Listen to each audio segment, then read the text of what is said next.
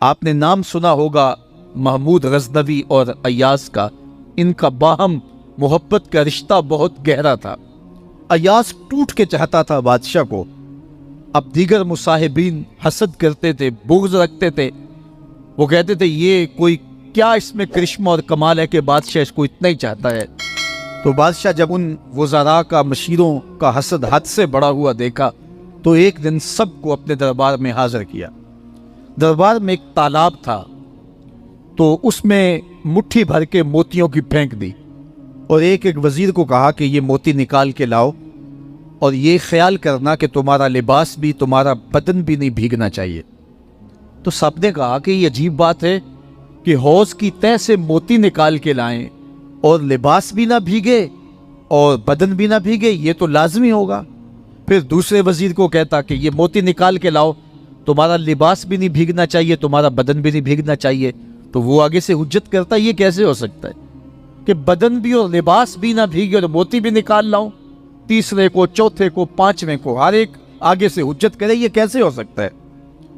پھر ایاز آ گیا تو بادشاہ نے ایاز کو کہا کہ یہ موتی نکال کے لانے ہیں اور تمہارا لباس بھی اور تمہارا بدن بھی نہیں بھیگنا چاہیے۔ ایاز نے فوراً چھلانگ لگائی اور موتی نکالے۔ جب باہر نکلا تو بدن اور لباس پانی سے نچڑ رہا تھا، تو ایسے موتی بادشاہ کو پیش کیے اور بدن کپ کپا رہا تھا۔ تو بادشاہ بڑے غصے سے کہا کہ ایاز تمہارا بدن بھیگ گیا، تمہارے کپڑے بھی بھیگ گئے، میں نے کہا تھا لباس بھی نہیں بھیگنا چاہیے، کپڑے بھی نہیں بھیگنے چاہیے۔ تو ایاز بڑی لجاجت سے عرض کرنے لگا، بادشاہ سلامت، آپ کے دو حکم تھے، ایک یہ کہ موتی نکال کے لانے ہیں، دوسرا حکم یہ تھا کہ لباس اور کپڑے بھیگنے نہیں چاہیے۔ تو ایک حکم میں نے پورا کر دیا ہے، دوسرے کی معافی چاہتا ہوں۔ تو صاحب، اللہ نے حضرت انسان کے سینے میں جذبات کا ایک جہاں آباد کیا ہے، شیطان کو بھی انسان کے پیچھے لگا دیا، اس کی آزمائش کے لیے، اس کے امتحان کے لیے۔ نفس بھی اس کے اندر موجود ہے، اور دوسری جانب اس کو گناہوں سے منع بھی کیا اور نیکی کی تلقین بھی کی۔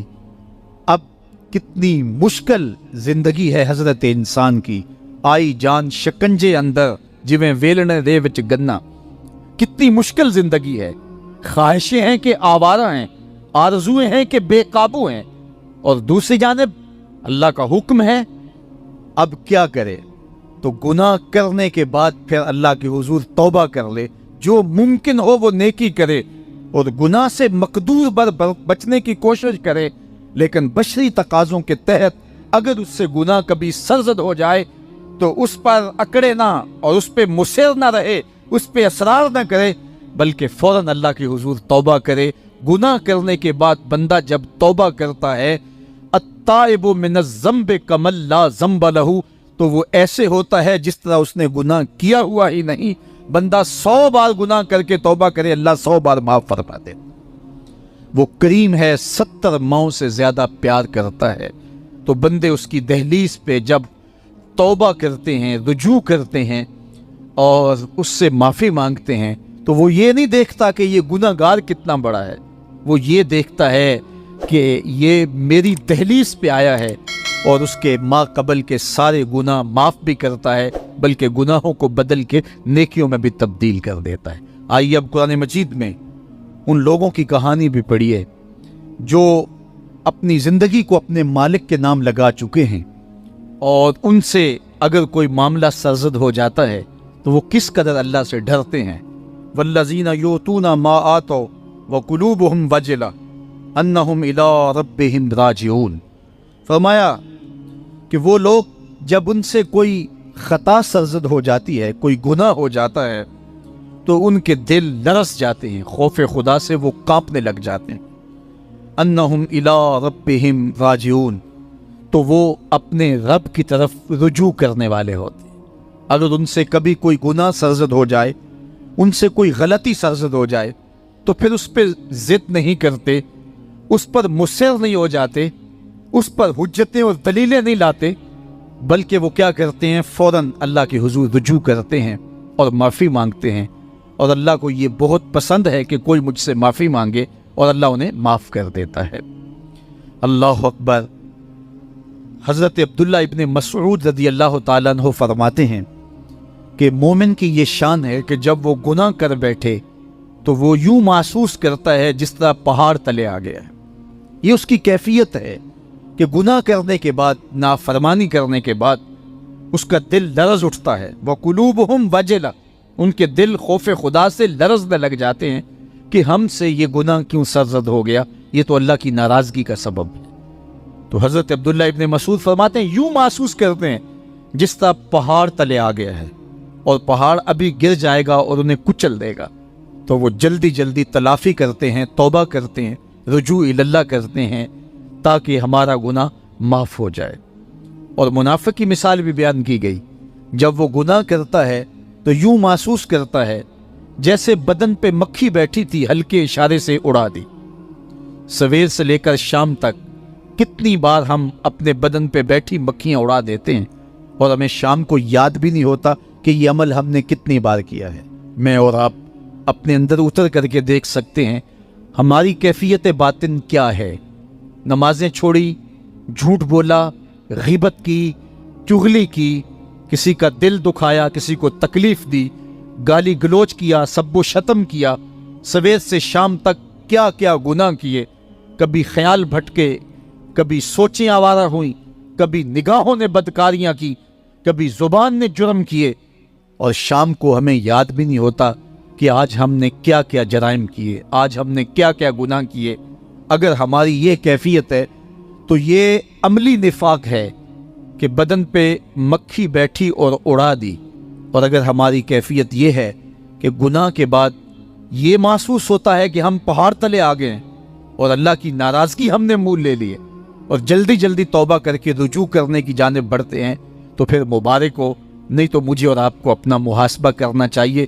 ہمارے دلوں پر زنگ چڑھ گئے ہیں اور ہماری کیفیت یہ ہو گئی ہے کہ گناہ کرنے کے بعد بھی ہم ڈٹے رہتے ہیں، جبکہ زندگی اصحاب رسول کی دیکھیے ان سے بھی کبھی کوئی خطا سرزد ہو جاتی تو وہ فوراً اس گناہ کی تلافی کے لیے حضور کی بارگاہ میں حاضر ہو جاتے۔ حضرت ابو لبابہ رضی اللہ تعالیٰ عنہ نے اپنے آپ کو مسجد نبوی کے ستون کے ساتھ بندھوا دیا اور کہا کہ جب تک میری معافی نہیں ہوگی تب تک اپنے آپ کو کھلواؤں گا نہیں۔ اور پھر جب ان کی بخشش کا اعلان ہوا تو پھر حضور کے ہاتھوں سے اپنے آپ کو انہوں نے کھلوایا۔ ایک خاتون حضور کی خدمت میں حاضر ہوئی اور عرض کی، یا رسول اللہ صلی اللہ علیہ وسلم، مجھ سے بدکاری سرزد ہو گئی ہے اور میرے پیٹ میں بچہ ہے، اور میں چاہتی ہوں کہ آخرت کی سزا کی بجائے دنیا کے اوپر اس کی سزا مجھے دے دی جائے تاکہ میں پاک ہو جاؤں اور صاف ہو جاؤں، کیونکہ آخرت کی سزائیں بہت سخت ہیں۔ اللہ کے محبوب علیہ السلام نے جبریل امین سے ایک دن پوچھا تھا، مجھے جہنم کے عذابوں کا ذکر سناؤ، تو عرض کی، یا رسول اللہ صلی اللہ علیہ وسلم، سب سے ہلکا عذاب، اخف العذاب، ہلکا ترین عذاب یہ ہے کہ جہنمی کے پاؤں میں آگ کے جوتے رکھے جائیں گے، باقی اس کے پورے بدن پہ آگ نہیں ہوگی، صرف آگ کے جوتے اس کو پہنائے جائیں گے، لیکن اس کی حدت، گرمی اور شدت اتنی ہوگی، یغلی منہما دماغہ، اس کی شدت سے اس کا دماغ پگھل کر ناک اور کانوں کے ذریعے سے باہر آنا شروع ہو جائے۔ یہ سب سے ہلکے عذاب کی کیفیت ہے، اور جو عذاب سخت ہیں، الیاذ باللہ، اللہ تعالیٰ قرآن مجید میں فرماتا ہے ثم لا يموت فیہا ولا یحیا، اس بڑے عذاب کا ذکر کیا جو جہنمیوں کو دیا جائے گا، فرمایا اس عذاب کی کیفیت یہ ہوگی، بندہ نہ جیے گا نہ مرے گا۔ جیے گا اس لیے نہیں کہ آگے اور پیچھے، دائیں اور بائیں آگ ہی آگ ہوگی، تو اس آگ میں جینا کو جینا تو نہیں ہوگا، اور مرے گا اس لیے نہیں کہ موت کو موت آ چکی ہوگی۔ جنت میں جنتیوں کو ایک ہی ڈر اور خدشہ ہوگا کہیں موت نہ آ جائے، اور جہنمیوں کو ایک ہی امید ہوگی کہیں موت آ جائے اور جان چھوٹ جائے۔ اللہ تعالیٰ مینڈے کی شکل میں موت کو لائے گا اور موت کو ذبح کیا جائے گا۔ جنتی جنت سے اور جہنمی جہنم سے دیکھ رہے ہوں گے، جب موت کو ذبح کر دیا جائے گا، اب موت نہیں ہے، تو جنتی اتنے خوش ہو جائیں گے کہ اگر موت کو موت نہ آئی ہوتی تو یہ خوشی سے مر جاتے، اور جہنمی اتنے مایوس، دکھی اور پریشان ہوں گے کہ اگر موت کو موت نہ آئی ہوتی تو یہ صدمے سے مر جاتے۔ تو وہ کتنا سخت عذاب ہوگا الیاذ باللہ کے ہلکے ترین عذاب کی کیفیت یہ ہے کہ پاؤں میں آگ کا جوتا اور دماغ پگھل کے ناک اور کانوں کے راستے سے باہر آ جائے۔ تو اس نے عرض کی یا رسول اللہ صلی اللہ علیہ وسلم میرے اوپر حد جاری کر دیجئے، اور اس نے کہا کہ میرے پیٹ میں جو ہے وہ بچہ ہے۔ اللہ کے محبوب علیہ السلام نے فرمایا جاؤ جب بچہ پیدا ہو تو پھر آنا۔ وہ چلی گئی، تو جب بچہ پیدا ہوا تو گود میں اٹھائے پھر حضور کی خدمت میں حاضر ہوئی اور عرض کی یا رسول اللہ یہ ہے بچہ جو میں نے گناہ کیا تھا، بدکاری کی تھی، آج یہ اس کی نشانی ہے۔ تو اللہ کے محبوب علیہ السلام نے فرمایا کہ اسے لے جاؤ اور اسے دودھ پلاؤ، اور جب یہ کچھ کھانے پینے لگ جائے گا تو پھر آنا۔ تو تھوڑی دیر کے بعد، کچھ دنوں کے بعد وہ دوبارہ حاضر ہوئی اور اس نے اس بچے کے ہاتھ میں روٹی کا ٹکڑا دیا ہوا تھا اور عرض کی یا رسول اللہ دیکھ لیجئے اب یہ روٹی کھانے لگ گیا ہے۔ اللہ اکبر۔ تو اللہ کے محبوب نے فرمایا انہیں لے جاؤ اور جا کے انہیں سنگسار کر دو۔ اس کی یہ حد بنتی تھی، اس کو سنگسار کیا اور اس نے خود یہ سزا اپنے لیے قبول کی۔ مائز ابن مالک اسلمی عرض کی یا رسول اللہ طہرنی، مجھے پاک کر دیجئے۔ میرے حضور نے فرمایا جاؤ اللہ سے معافی مانگو۔ وہ گئے اور معافی مانگی، بے چینی اتنی تھی، پھر آ گئے اور عرض کی طہرنی یا رسول اللہ، حضور مجھے پاک کر دیجئے۔ فرمایا جاؤ اللہ سے معافی مانگو۔ وہ گئے، معافی مانگی، پھر پلٹ آئے، تیسری مرتبہ، چوتھی مرتبہ۔ آقا کریم نے فرمایا فیما اطہرک، تمہیں کہا اللہ سے معافی مانگو، کریم ہے معاف کر دے گا، تم پھر پلٹ آتے ہو، تمہیں کس جرم سے پاک کروں؟ قال من الزنا، عرض کی مجھ سے بدکاری ہو گئی ہے اور میں چاہتا ہوں کہ دنیا پر فارغ ہو جاؤں۔ حضور نے فرمایا کہ اس کا توازن عقلی تو ٹھیک ہے۔ عرض کی حضور صحیح الحواس ہے۔ کہا کہ یہ نشے میں تو نہیں کہہ رہا، کسی نے اٹھ کے منہ سونگا؟ کہا حضور ایسی بات بھی نہیں ہے۔ فرمایا تم سوچ لو کیا کہہ رہے ہو؟ کہا حضور جو میں کہہ رہا ہوں وہ سچ کہہ رہا ہوں، مجھ سے گناہ سرزد ہو گیا اور میں چاہتا ہوں کہ دنیا پر ہی فارغ ہو جاؤں۔ اللہ کے محبوب علیہ السلام نے فرمایا کہ انہیں سنگسار کر دو۔ مائز ابن مالک اسلمی کو سنگسار کر دیا گیا۔ جب ان کا جنازہ اٹھا تو حضور بھی جنازے کے جلوس میں تھے۔ کسی کی زبان سے نکلا لو مائز نے گناہ کیا تھا، بس یہ بات سننے کی دیر تھی، اللہ کے محبوب کے چہرے پہ جلال آ گیا۔ فرمایا خبردار اگر کسی نے میرے مائز پہ بات کی، میرے مائز نے ایسی سچی توبہ کی ہے اگر روئے زمین کے تمام مسلمانوں میں بانٹ دی جائے لکفاہم، سب کی مغفرت ہو جائے، کہ انہوں نے اپنے آپ کو خود پیش کیا ہے۔ اب مائز ابن مالک کا جنازہ اللہ کے رسول نے خود پڑھایا، بلکہ مسلم کتاب الحدود میں ہے کہ ان کے جنازے کے دوسرے دن یا تیسرے دن حضور ان کے ہاں تشریف لے گئے، اور جب آقا گئے وہم جلوسن، تو لوگ وہاں بیٹھے ہوئے تھے، تو میرے آقا نے فرمایا استغفروا لمائز، مائز کے لیے بخشش اور مغفرت کی دعا کر۔ تو یہ بات ذہن نشین کیجئے کہ یہ وہ لوگ تھے کہ جن سے کبھی کوئی گناہ سرزد ہو جاتا تو وہ جلد توبہ کرتے، اور اس کی بڑی سے بڑی حد اور سزا بھی ہوتی تو وہ بھی کاٹنے کے لیے تیار ہو جاتے۔ میں اور آپ دیکھیں کہ ہماری زندگی میں اگر گناہ ہیں اور ہمیں سچی توبہ کی توفیق بھی نصیب نہیں ہے تو پھر ہم سوچ لیں کہ ہم کہاں کھڑے ہیں۔ دیکھیے اللہ دلوں کے بھید جانتا ہے۔ سچی توبہ یہ ہے کہ جو کیے پر ندامت ہو اور آئندہ نہ کرنے کا عزم مصمم ہو، پکا ارادہ ہو کہ یہ گناہ زندگی میں دوبارہ نہیں کروں گا۔ الگ بات ہے کہ پھر دوبارہ اس سے سرزد ہو جائے، لیکن جب وہ توبہ کر رہا ہو تو اس وقت اس کا پختہ عزم ہو اور اس کے دل کے کسی گوشے میں نہ ہو کہ چلو میں توبہ کر لیتا ہوں اور پھر ہو گیا تو پھر کر لوں گا۔ پکا عزم ہو کہ دوبارہ یہ گناہ نہیں کروں گا۔ اور اگر زبان سے توبہ توبہ کر رہا ہو اور دل میں ہو کہ ٹھیک ہے یہ تو صبح بھی مجھ سے عمل بد سرزد ہونا ہے، تو اللہ تعالیٰ سے یہ مذاق کرنے والی بات ہے، اور اللہ تعالیٰ سے جو مذاق کرتا ہے وہ کہاں کھڑا ہے وہ خود سوچ لے۔ وہ کیا کسی نے کہا تھا کہ توبہ کی، پھر توبہ کی، پھر توبہ کر کے توڑ دی، میری اس توبہ پہ توبہ توبہ توبہ کر اٹھی۔ تو ایسی توبہ نہیں ہے کہ جو رسماً کسی مجلس میں چلے گئے، کسی اجتماع میں چلے گئے تو سب لوگوں نے توبہ توبہ کی تو وہ بھی توبہ توبہ کرتا رہا، لیکن اس کا عزم مصمم پختہ ارادہ نہیں تھا گناہوں کو چھوڑنے کا، تو یہ توبہ نہیں، یہ مذاق ہے۔ اس لیے اللہ کے حضور سچی توبہ یہ ہے کہ ما قبل کے گناہوں سے ندامت پیدا ہو جائے اور سچے دل سے ارادہ کیا جائے، پختہ عزم کیا جائے کہ دوبارہ میں یہ گناہ نہیں کروں گا۔ یہ الگ بات ہے کچھ عرصے بعد اس سے پھر سرزد ہو جائے، پھر وہ گناہ ہو جائے، تو پھر وہ پکی توبہ کرے تو 100 بار بھی گناہ کرے گا، 100 بار بھی توبہ کرے گا، اللہ 100 بار قبول کرے۔ لیکن اندت توبہ اس کا عزم مصمم ہونا چاہیے، اس کا عزم پختہ ہونا چاہیے۔ محض لفظوں سے توبہ توبہ پکارنا اور دل توبہ نہ کر رہا ہو اور دل عزم مصمم نہ رکھتا ہو تو یہ توبہ نہیں ہے۔ اس لیے سچی توبہ اللہ کے حضور اپنے گناہوں کی پیش کرنی، یہ اہل ایمان کا طریقہ ہے۔ یا ایھا الانسان ما غرک بربک الکریم، او بھاگے ہوئے انسان، او غافل انسان، پلٹ کے آ جا، تیرا رب بڑا ہی کریم ہے۔ مجھے بتائیے بھاگنے والوں کو بھی یوں آواز دی جاتی؟ کبھی آپ نے مجرم کا تعاقب کرتے ہوئے پولیس کو دیکھا ہوگا، سخت گیر استاد کو شاگرد کے پیچھے چلتے ہوئے بھاگتے ہوئے دیکھا ہوگا؟ کبھی یہ انداز محبت بھی آپ نے دیکھا ہے کہ جو بغاوت کر کے جا رہا ہے، مالک کی دہلیز چھوڑ کے جا رہا ہے، اس کو مالک کی رحمت آواز دے رہی ہے، وہ بھاگنے والے آجا پلٹ کے، میں تیرا رب ہوں، دیکھ میرا تیرا رشتہ کتنا گوڑا ہے، اللہ اکبر، کتنا گہرا ربط ہے میرا۔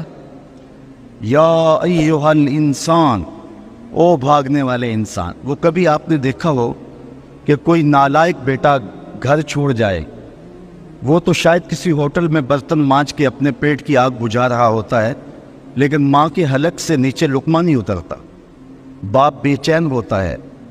اخبارات میں، ٹیلی ویژن پہ اشتہار چلتے ہیں کہ اس نام کا بیٹا، اس طرح کا لباس، وضع قطع یہ، کہنے سننے کا انداز یہ ہے، اٹھنے بیٹھنے کا سٹائل یہ، اتنے دنوں سے گھر سے گم ہے، اگر کسی کو ملے تو اس نمبر پہ اطلاع کر دیں، اتنا انعام دیں گے، اور نیچے لکھا ہوتا ہے نوٹ، اگر وہ خود پڑھ رہا ہو تو وہ واپس آ جائے، اسے کچھ نہیں کہا جائے گا۔